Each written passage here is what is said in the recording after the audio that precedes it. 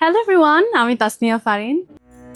দেশের জনপ্রিয় অভিনেত্রী তাসনিয়া ফারিন ছোট পর্দা থেকে বড় পর্দা সবখানেই সমান তালে নিজের অভিনয় দক্ষতার প্রমাণ দিয়ে জয় করেছেন লাখো ভক্তের হৃদয়।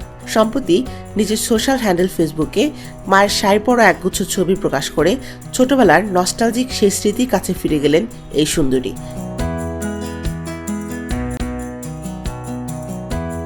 এবং জানালেন মায়ের শাড়ির প্রতি তার আজন্ম ভালোবাসার কথা। পোস্টের ক্যাপশনে ফারিন শৈশবের স্মৃতির কথা উল্লেখ করে লেখেন, প্রত্যেকটা মেয়ের শাড়ি পরার শখ জন্মায় মাকে দেখে। ছোটবেলা থেকে আম্মুর আলমারি ভর্তি শাড়ি দেখতাম আর ভাবতাম কবে বড় হব, কবে বড়দের মতো শাড়ি পরে বিয়ে খেতে যাব।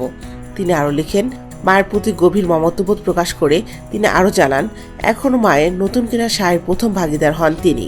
ফারিনের কথায়, এখনো আম্মু কোনো শাড়ি কিনলে আম্মুর আগে আমারই পরা হয়। কিছু শাড়ি তো আমার মা কখনো পরেনি নাই, আমি নিয়ে রেখে দিছি।